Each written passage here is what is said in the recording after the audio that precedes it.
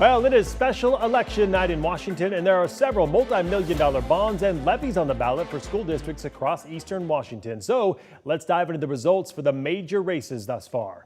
First, Spokane Public Schools is asking voters to approve a $200 million bond to replace and renovate a few schools. Right now, early returns show a little more than 54% voting in favor of the bond.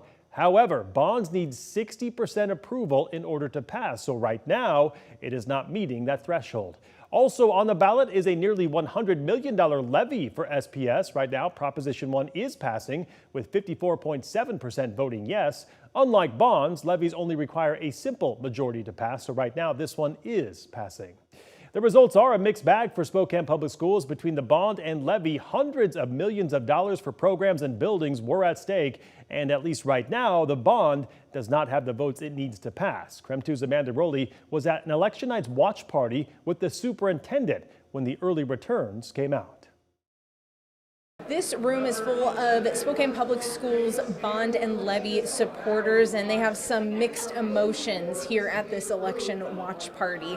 Initial results on one hand show strong voter support for SPS's levy, but not quite enough support for the bond. The district's $200 million bond would modernize and replace some of the oldest schools in the Spokane Public Schools district, including Adams Elementary.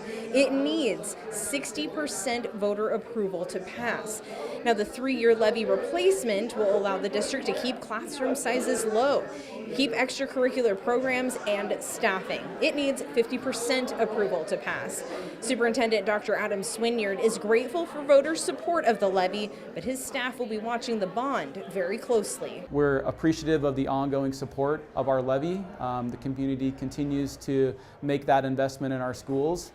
We believe that our bond plan is important for 57 schools and over 5 million square feet of space, so we'll definitely want to be listening and seeking to understand what the right next step will be. The Citizens for Spokane Schools helped campaign for the levy and bond.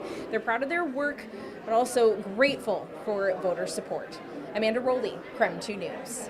All right, let's get back to election results. Next up, the Mead School District is asking for support on a 3-year replacement levy that expires this year.